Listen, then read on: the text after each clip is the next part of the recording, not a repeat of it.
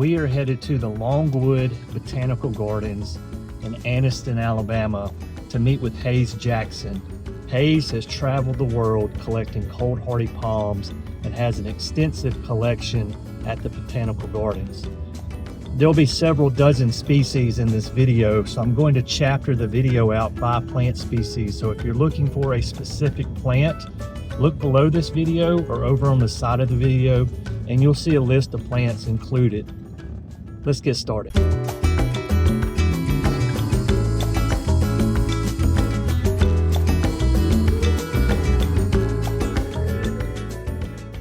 Well, this is Sabal minor. This is probably one of the easiest plants to grow, one of the hardiest palms, not just for us, but in the world. It is truly a palm that will take ice and snow and cold, and we can grow this anywhere in Alabama. Wow. And it's native. It goes as far north as Cherokee County, Alabama. So Okay. it is along the Coosa River Valley, and then along, it likes swamps and creek banks, but it will take dry soil, it will take full sun, it will take full shade. It's just an easy plant to grow. Now, it's native all the way from coastal North Carolina down through Texas, but it will grow. I've seen people growing this in Ohio and New Jersey, even trying it up in Wisconsin. Now it may get a little cold up there, Right. but the thing I like about it too is I think they're great in masses, and it's just that texture in the landscape. It gives you that really cool texture. Now it produces flowers in the spring, and the pollinators love it. But the seed spikes that are produced, sometimes they will reseed. So if you want to control the proliferation of seedlings, you can just cut the fruit off before it matures. But it's a wonderful plant. Now this is a special cultivar selection called Hatteras. It's from Cape Hatteras. It's a larger growing form. It can get really big, can get a small trunk on it in time. I grew all these from seed. This was a hard pan clay soil, held water, couldn't get anything. We had loropetalum here. It died. It could not survive in this soil and drainage condition. These have thrived. Wow. And being a native plant too, it takes all these wacky extremes we seem to get, you know, with these droughts and the heat and the cold. So it is a tough plant for the landscape. Now, a question for you. You mentioned that this will spread naturally. So if somebody wanted to collect fruit, how do you get the seeds to successfully germinate? Is there any cold stratification involved? They don't necessarily need cold stratification, but they do need extreme warmth to germinate. So maybe a heat pad? So a heating pad. What I do is just hold the seed over till spring, and they will germinate when the weather warms up, but you can push them along with a heating pad. And they just put them in some soil, keep them moist, not too wet, and you could probably keep them a little wet because it's native in these swampy areas, but I just keep them moist, and they'll come up like grass, and they look like grass when they come up. All right, now this is a really cool native palm in the southeast. This is Serenoa repens, or the Saw Palmetto, and you've probably heard of Saw Palmetto as the prostate medication, and now it's illegal to go, and they go in and collect all the seeds, and it's affecting the population in Florida. But it's native just into South Carolina and just like 1 mile into Louisiana. So it's a palm that loves the sandy coastal plain. You'll see it growing in sand dunes on the beach. And it's been hardy here for me. I discovered a specimen here in Anniston that was planted in the mid-70s, a lady that dug one up in Orlando and brought it home. And as a kid, I used to dig these up from our property in Florida and try to bring them home. And they're hard to transplant, but she was lucky it lived, and then that one is still there today. So I've been planting a few. We've got them planted here at Longleaf, and they come in a blue form that's from the east coast of Florida. but typically they're green. But I love that blue, and this one's kind of in between. It's got a little blue in there. But Serenoa are a creeping, clumping palm. It's probably hardy best in zone 8A and further south, but if you've got a warm microclimate up in North Alabama, a brick wall or something, it'd be worth trying. So maybe a south-facing brick wall, you could get away with this in like a 7B, perhaps? Perhaps. Okay. I bet you could. The palm seems to suffer a little bit if it gets down below 10 degrees. You might get a little bit of burn on it, but we had a crazy cold, -1 in 2015. It didn't kill any of them. They just burned back and they come back. And if you think about it, they grow in areas of fire. So they're used to occasionally being burned back. And whether it's fire or cold, it's similar. So they flush right back out. And sometimes they come back much healthier and prettier. This one is really dense and it's in a raised bed, so it gets a little more cold, but we do have a lot of concrete and rock. So you have the lava rock and the concrete that's probably retaining some heat. So in the night, where your official temperature might be 8 degrees, it might be 12 degrees in this area. Right. Another thing about cold hardiness with this particular palm, is this more or less a mature height here? Now it's one of those things, typically they're shrubby, but occasionally you'll find forms that will trunk up. And you see these coalescent forms, especially again, I know over on the east coast of Florida. But they're typically kind of dome-shaped and spread. So you could take a blanket perhaps on those very cold nights, put it over the top, just some ground heat, save it. So that's another thing for perhaps 7B people, if you wanted to grow this palm, is find that south-facing wall, perhaps a microclimate with some gravels or some concrete, some asphalt. And if you do get those record lows in January, take a blanket and put it over the top. Would you agree with that? I totally agree. And another thing I do, these palms grow in sandy soil. If we're getting, if I know I'm going to get a cold spell, I will get a couple of 5-gallon buckets of sand and dump on the crown. They love that. And I think that's part, the sand dunes are very dynamic and they will, sometimes those trunks will catch that drifting or blowing sand and then they will push and grow above it. So if you want to mulch it with some sand. That's another thing that I've learned over, been growing palms since I started growing palms in 1979. Wow. And Serenoa was one of the first ones I tried to grow. Yeah. But you learn things over the years, and we've had some nasty cold spells, and you learn those little tricks. This is my favorite native palm. This is needle palm, and it is a palm that is really common on the fall line and down through the coastal plain to about central Florida.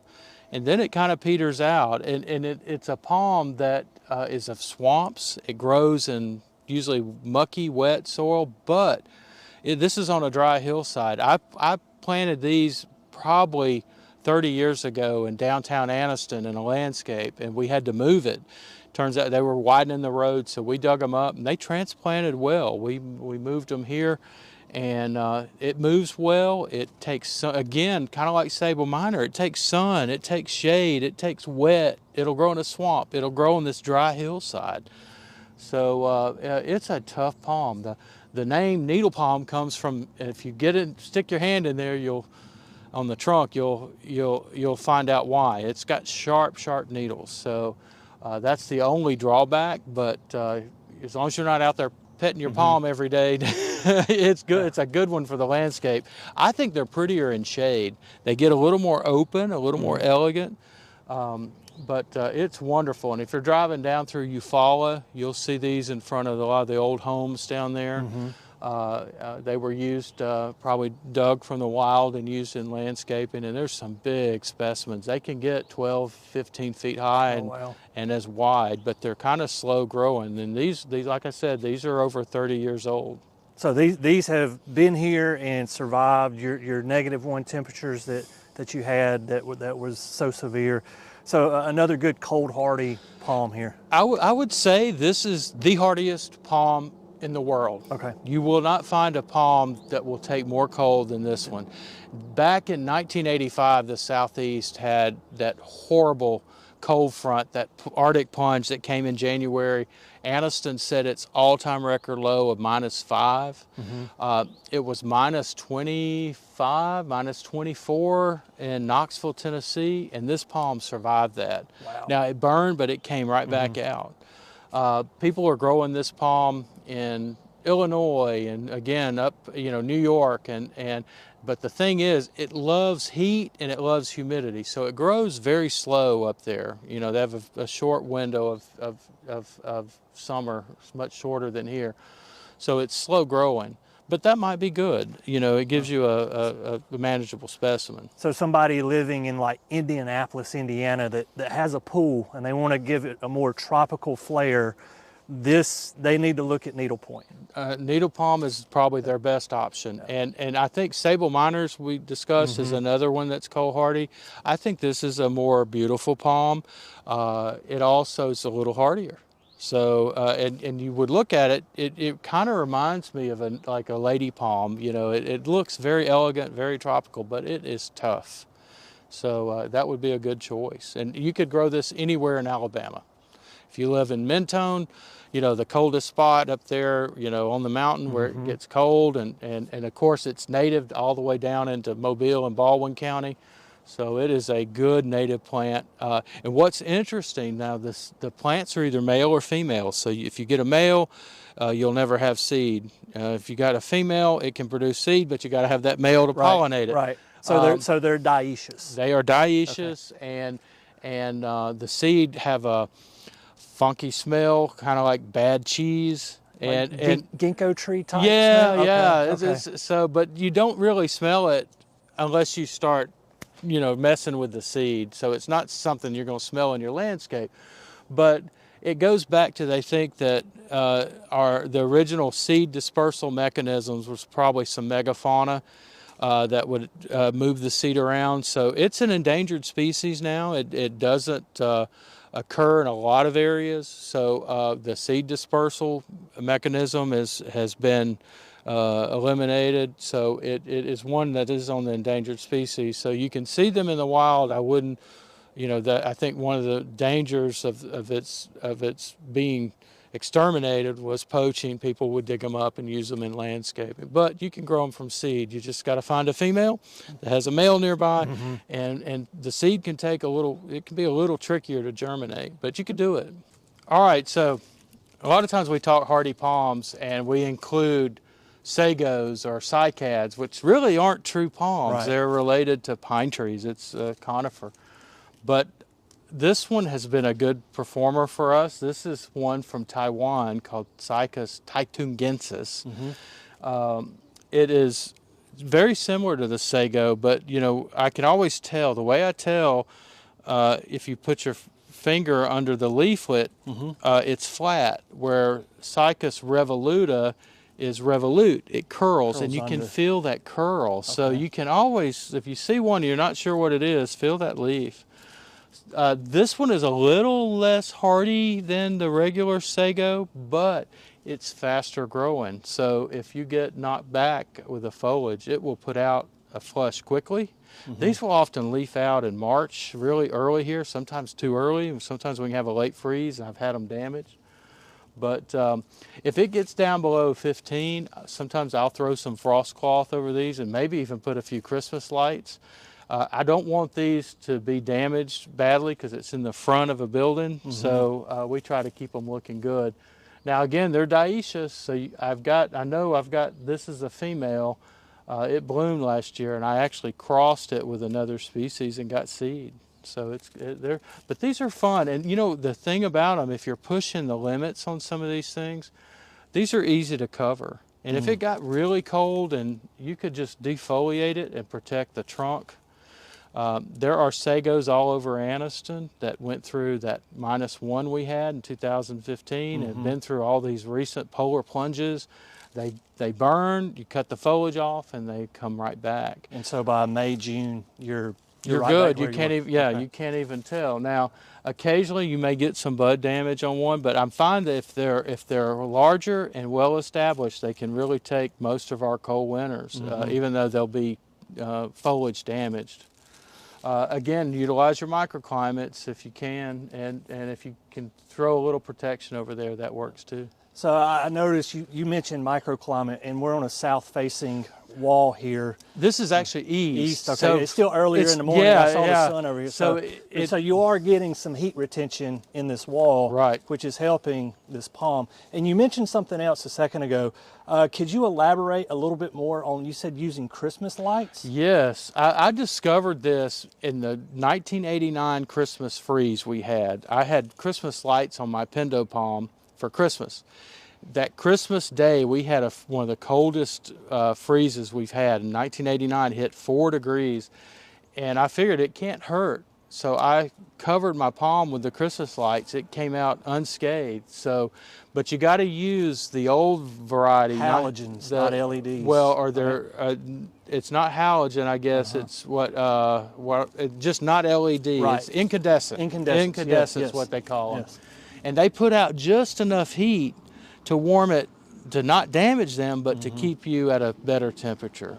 So I put like 100 light strand or 200 light strand on the palms. We'll wrap a blanket over it, and sometimes put a trash bag to keep it dry. And it's amazing what you can pull through on a severe freeze. Now, if we get, sometimes we don't have to do that at all in a winter, and sometimes it's maybe a few nights a year. So it's not something you have to do a lot here in central Alabama. Now, as you go further north, it may be something you do a little more often. But it's a good way to cheat a little bit and push your zone. Okay, this is a really cool palm. This is called Sabal brazoriensis, and it only grows in Brazoria County, Texas, on the coast, down below Houston. And it is the newest palm species named in the U.S. So for a long time, we thought it was a hybrid, and it may actually be an ancient hybrid with Saw Palmetto and Sabal minor or Sabal mexicana. But it's its own species now. And what's really cool here at Longleaf Botanical Gardens, where we are and this is growing, we had permission to collect geolocated specimen seeds, and we're growing those. And so we are a germplasm conservation site for this species. Wow. So we are planting out those seedlings. They're numbered from which the parent specimens come from. And this is a hardy trunking palm, and these were planted about 22 years ago. I got them when they were this big, and they were numbered specimens from habitat, and I had numbers 1, 2, and 3. I think this is number 2, and with the one behind it is number 3.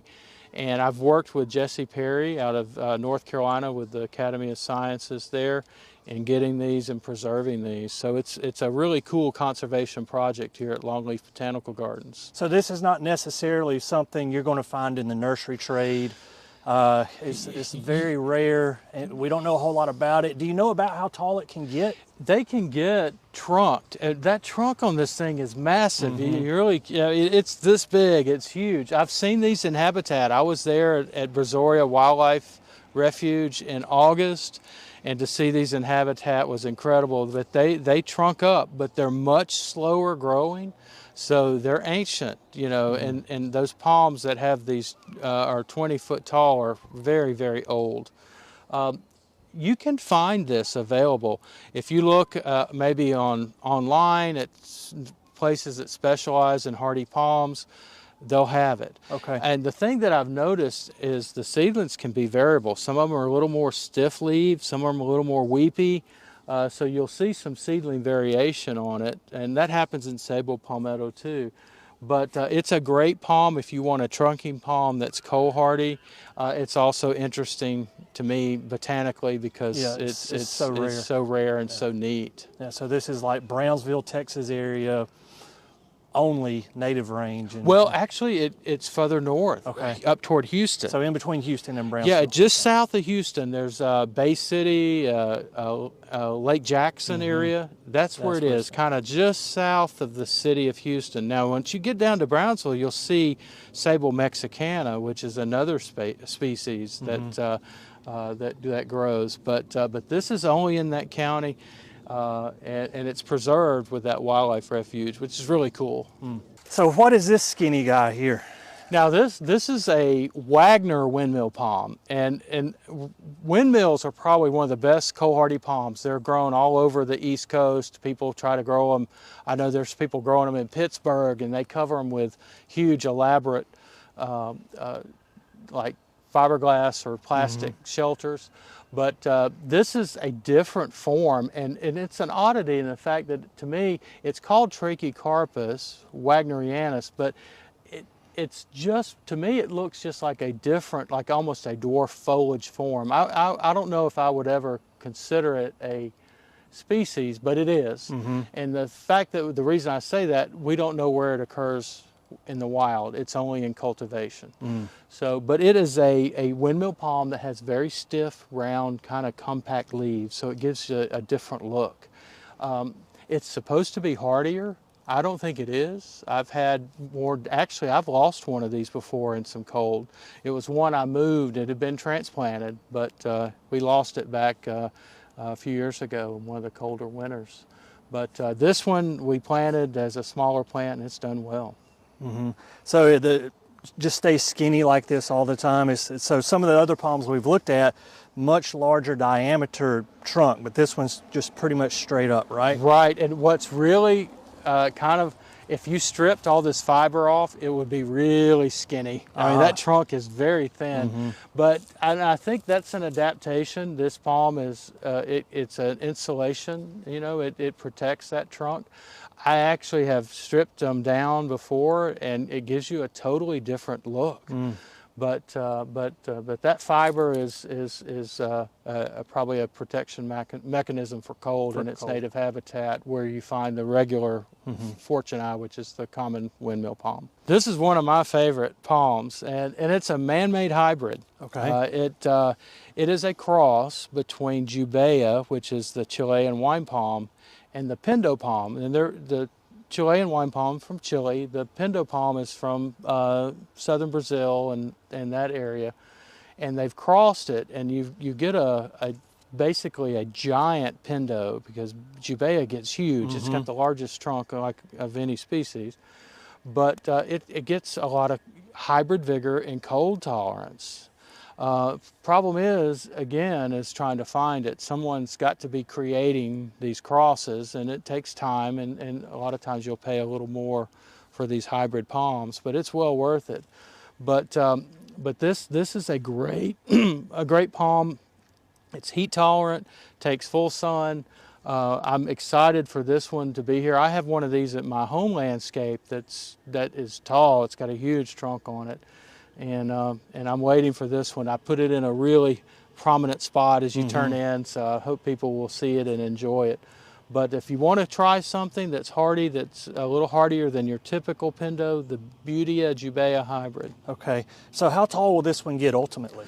Ultimately, I've seen these with 15 feet of trunk on them. Wow. And then plumage and then, foliage on top. And now Jubea will get 80, 90 feet tall, and so it may, over time, it may take 200 years, but they may even get taller. We just don't know yet. We just don't know. But hopefully this one will be here that long, and we can see a huge trunk. So we'll give it plenty of room. One thing I find unique about this one is the arching habit of some of these fronds, and it also almost a silverish tinge to the leaf material as well. So that's something that I think could bring some interest to the landscape. And the fruit's edible. So your Pindo palms have they call them jelly palms as well. You can make jelly from the fruit. It has a tropical mango, citrus, pineapple taste. Mine fruited at home. They were delicious. I could just sit and eat them one after another. But the interesting thing, though, is when you look at hardy palms, most of them are fan leaf palms, and you get fewer hardy palms that have your feather leaf. So this gives you a feather leaf palm. This is probably one of the best hardy feather leaf palms that you can grow. All right, we're standing in front of 3 different Pindo palms. And you know, Pindos are in the genus Butia. They're native to South America. They're called Pindo palm, jelly palm. It used to be called Cocos australis when I was younger. It's a common palm, and especially in the Gulf Coast states. And as you get further north, like in Anniston, we can grow them, but they really need a good siding because occasionally we'll get a bad winter. These were all defoliated last winter. Okay. We don't protect them, but they've been here since the mid-90s.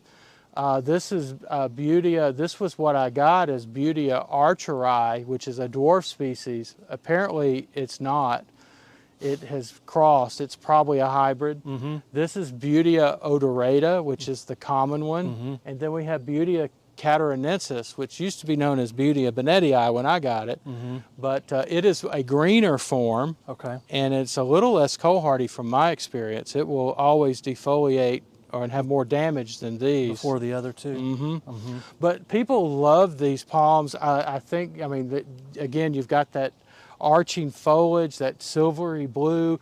The fruit are delicious, that big clusters of orange fruits. I've noticed we've got little seedlings down here, and there's little seedlings coming up in the boot jacks. So it likes to grow, and it's easy from seed. It just takes a while to get a specimen. But if you're growing this in central Alabama, a warm wall protection from north winds. Also, you can protect it till it gets some size.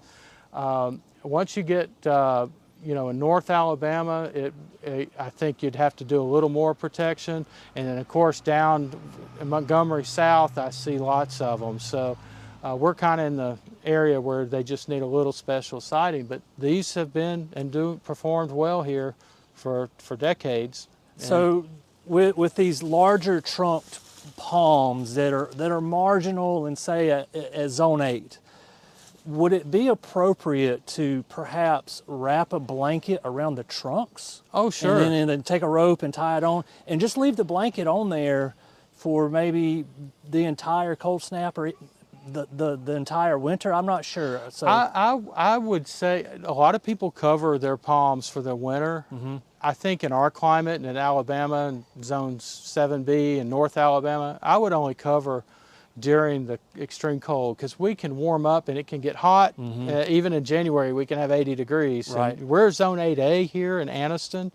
As you get up toward Huntsville, I think the new map may have Huntsville as zone 8A or 7B. But, right on the line, yeah. But I'm not always in agreement with those USDA maps. I think sometimes there are microclimates. There's also, they're basing a climate on one night a year.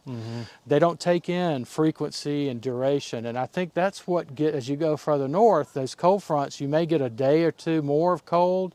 It stays colder longer, and that makes a bigger difference sometimes than the actual temperature. Yeah, so hitting 5 degrees for 30 minutes is not the same as hitting 5 degrees for 4, 5, 6 hours. Yeah, and then having a high of 40 versus a high of 25 makes a big difference. Right. And that's what I think, you know, when you go up the East Coast, you get warm zones up the East Coast, but gosh, they don't get the daytime recovery, and they get a lot more frequency and duration of cold, and they may actually not get much colder than some of the temperatures in Huntsville. But it's a totally different world. The plants will tell you. Yeah, especially palms, right? So when we think about cold hardiness of palms, we don't really need to be focused, well, we do need to be focused on the USDA zone, but what you're saying is there's more variables at play. It is, and the USDA zone map is great. It gives a general guideline, but it's very general. And when you're come to pushing the limits on things and looking at the nuance of what species can tolerate, it's not always minimum temperature. A lot of times it's repetitive or duration or the frequency of that cold that will get them. And you see that because there is zone 8 in Alaska, there's zone 8 in Virginia, and there's zone 8 in Alabama. three totally different, you know, situations. Of course, now Virginia and Alabama are a lot closer than Alaska, but it just tells you there's a lot more to it than just minimum temperature. Okay, this is a mule palm, and you know, we mentioned a hybrid. We've mentioned hybrid palms. This is another. It actually can occur in nature, but a lot of times they're intentionally produced for the nursery market. And basically, you get, it's a cross between a queen palm and a Pindo palm, your Butia. Your Butia is cold hardy. We grow them here. Your queen palm is a little more tropical. Right. It is a more from Brazil, and it goes down into northern Uruguay, but they've crossed it, and you get this really elegant Pindo palm that is, you lose some of that bluish color, but you get a little more almost more tropical-esque look with those really big weepy leaves and the arching yeah. and sometimes people, it almost looks like a coconut, so it gives you that really cool tropical look. And this is the one that I probably will have to protect first. Okay. One that it's not, I mean, I don't want to lose it, because I mean they're a little hard to find. They can be a little expensive if you're looking for them, and but I just think it's a cool palm, and I'm going to do a little bit extra. So when it gets below 20, we will put some Christmas lights on it and a blanket and plug it in. Now, it gets big, it grows fast. This was only yay high 2 years ago. Okay. And what are we going to cover it with? I don't know. So we've got a big ladder, but it's one of those too. You can probably cut a lot of the leaves off. It grows fast, so it will regenerate those leaves in the spring. But it's just a beautiful palm. I love it. And I have one too called a super mule, which is they've introduced the Jubea genes in it, which give it a little more hardiness, and we've got it planted here as well. So we'll be watching that one to see how well it does. I'm hoping it grows a little just as fast as this one, and it's a little hardier. So we've looked at some that you felt comfortable under the right conditions you could probably grow in the central United States. This is not going to be on that list, right? Because you're really putting in a lot of work here in zone 8A just to make it survive. So you're really pushing the boundaries of even the blankets, the lights here in 8A. So this is like northern extreme, right? Because we're pushing the limits on this one. In fact, I mean, even maybe down in Mobile, once you get into zone 9, you could do this one with, you know, as a landscape plant. I've seen these planted in Savannah. And of course, even there, you know, Mobile got down really cold. So this past winter, and they had that snowstorm, and I know some areas of coastal Louisiana were below 0. But again, it was short, it was quick. These were probably a lot of the queen palms. They even pushed queen palms down there. They're gone. Right. But this is an alternative to a queen palm in those zone 9 areas, and we're just pushing it up here. And I know a lot of people that are in the palm circles, people will push this one just because it gives you that queen palm look, gives you a different look in your garden, and it's worth the effort to protect a little bit. Yeah, because when I think queen palm, I think Miami Beach. Yeah. You know, really tropical areas. So you're getting some of those characteristics, but you've brought in some genetics to make it a little more cold hardy. All right, this is Camarops. This is the only palm native to Europe. Okay. It grows around the Mediterranean. They call it Mediterranean fan palm, European fan palm, and this is the blue form that occurs in the Atlas Mountains.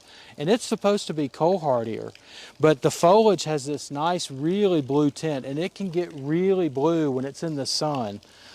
We get a lot of shade here. We've got a huge crepe myrtle that has shaded a lot of our area here, but I love this one because it is that silvery color, and it stays small. It's probably, it will eventually get large, but it's slow growing, and you know, from my experience here, and it's easy to cover. It can be a little sensitive to cold below 10 degrees, but it always seems to come back, and sometimes you will lose even a main trunk, but it will come back from the base. But the key is getting them established, get a nice sized plant, and they can take a lot more cold. And that's with a lot of things. Right. So So how does it do here in the southeast United States? Because we have a lot of heat, humidity, and when I think Mediterranean, I'm thinking more semi-arid. Are you having any like fungal issues or anything with this? I think having a wetter climate makes it less cold hardy in the having a wet winter. So it's a little more stressful for it. So if you can put it in full sun, they tend to, I find they like to grow like next to concrete. They like that alkaline soil condition too. So if you can give them a concrete wall for the heat, for the protection, and for the alkalinity, I think you'll have better luck. Also, you may have to protect it and get it up to some size. But I've seen these growing in Dallas, Texas, and Dallas has gotten some really cold temperatures, and they tend to bounce back pretty well from extreme cold. And it's spiny. It has some spines on it. It will bite you, but it is a really cool palm. And of course, we're growing as many species that have any bit of cold hardiness here. We've got a really good collection at the Botanical Garden of hardy palms, and this being a really different looking form of Mediterranean fan palm, I wanted to grow it. And I do like it. All right, this is one of the coolest palms. I love the blue foliage. You know, we talked about the blue camarops. This is Brahia clara from Mexico. Now, we grow several Brahias here. There's Brahia armata, and we got Brahia bella. I've got another Brahia decumbens, but this is my favorite. And this has been here for a while. It is a Brahia that takes a little more moisture. They're typically desert palms, so it should do better here. It has done quite well. It will be protected if we get below 15. It's taken temperatures colder than that, and we didn't protect it by mistake. It dropped a lot colder, and that happens, you know. And it did fine. But we put a few Christmas lights on it and tie the leaves up, and but it's in a good microclimate here. We're in the courtyard, and I volunteered at this museum back in the early 80s, and I worked in this courtyard. And even as a teenager, I knew this was a cool place to grow plants because it would be late in December, and there was still no frost in here some years. So it's in a good microclimate, but that foliage is incredible. Yes, I love the silver foliage on this. A lot of the ones we've looked at have been green, and some of them had some silver, but this one really pops. And so I think it brings some interest. And you mentioned here about the microclimate. I'm assuming this is kind of southeast, west facing, maybe? Southeast. We got a southeast exposure. And so this gets really warm during the day. So how confident are you that, say, if you did not have this exposure, that this palm could survive? It would probably have some struggles, especially in these severe freezes. I've been amazed how much cold hardiness they do have. I know some other people that are growing them out in the open, like again in Dallas, and they survived single digits in Dallas and did fine. So they're tougher than we think. Okay. But I being a public garden, and I don't want to showcase, it's bad enough after we get a bad winter and we got a lot of foliage damage. I don't want to have a lot of dead plants, so we do take a little extra precaution. But as far as it being a pretty tough palm, it's definitely worth trying. And if you've got a good warm microclimate, I think is really the good key. So I think that's a better choice, is to really cut some of that work out and some of that possibility of getting more damage and give it a good warm location. Now, Hayes, when I think of palm trees, and the audience thinks of palm trees, in my mind's eye, this is what I see. What are we looking at here? This is cabbage palm, Saw Palmetto, and this is the one, if you're down on the coast, they drive them around on trucks and plop them in the ground like giant cuttings, and they'll plant them around hotels and restaurants, and it is a really tough palm. It's one of the best palms for us in central Alabama. There's lots of these growing around Anniston. The first one I noticed was years and years ago. It was growing in a lady's backyard. I could see it through the side area. She brought it back from St. Augustine, and it was a little seedling that big. And it survived. It went through 1985, our coldest temperature ever. And they are a great palm. They are heat tolerant. They take sun. They take shade. I think the best is if you purchase one, they can be a little temperamental when you do a bare root. It's like starting from a cutting, and they may need some protection, and they need a lot of water. You just really have to baby them to get them established, and then they're good. But if you can find a container one and buy a 7-gallon, you're good to go with an those. established root ball. With an established, and they even sell what they call regenerated sables. That they've dug them up, put them in a huge pot, and let them re-root. So when you get them, they've already got roots, because when you cut sable roots, that root dies. So they have to totally re-root. But I planted this one from a 3-gallon. It was that big in 1996. So you can see it has just So thrived. in 30 years, this is roughly 30 years of growth. Yeah, Okay. and they grow about 6 inches to a foot a year. So fast growing for palm as well. Well, there's like some of these tropical palms Can grow really faster, yeah. but yeah, for a hardy palm, it's one of our best growers. But I certainly love that. We call these boot jacks, and you can get them with the boot jacks attached, and I like the boot jacks. I love that texture, that pattern, but some people clean them off and you get a bare trunk. But yeah, it's a wonderful palm, and I think Zone 8A in central Alabama and at points south, they are a really good palm. Now, as you get north Alabama, once you get up above, you get Sand Mountain in north, you'd really need to provide a little protection, a good microclimate, but I know they're growing a few up there as well. All right, I've mentioned before, I've cross-pollinated some of my cycads, and of course we have the regular sago, we've got the Taiwan sago, and the hardiest of all the sagos is Cycus panzoensis from China. It grows on one mountain in China. And I've got the species, and this is a hybrid of it. So I'm really loving this. It's actually growing pretty fast. But again, it's going to lose its foliage if it gets down below 15 degrees, but it always comes back out. And sometimes we get 15 degrees every so often, and with a lot of times I just mulch them, and if they get burned, prune them back, and they put out a whole new crown all at once. So how long would it take to get a new crown back after getting below 15? Just in the spring, once we warm up, and they send out early spring, and Spring they flush a whole new like crown. everything Yeah. else. Okay. So it's not like palm, which is one leaf at a time. So, but these have been really fun to grow, and we have a Jurassic garden here, and these are ancient dinosaur plants, so I've included a lot of my seedlings and other species in our Jurassic garden as well.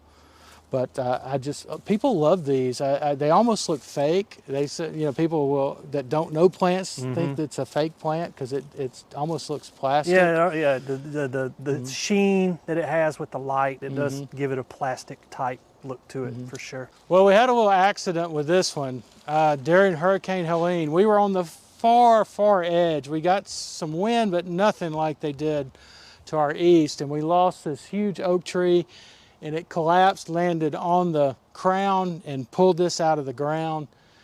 This is a hybrid date palm. This is a cross between your edible date, which is Phoenix dactylifera, and your Sylvester or silver date, which is Phoenix sylvatica. Sylvatica grows really fast. It's not as cold hardy. Dactylifera's got a little more hardiness, so you get a good hybrid. You get a faster growing cold hardy date palm. Again, we are totally pushing the limits on this, and I thought it was going to die because if you snap the bud on a palm, sometimes that will kill it.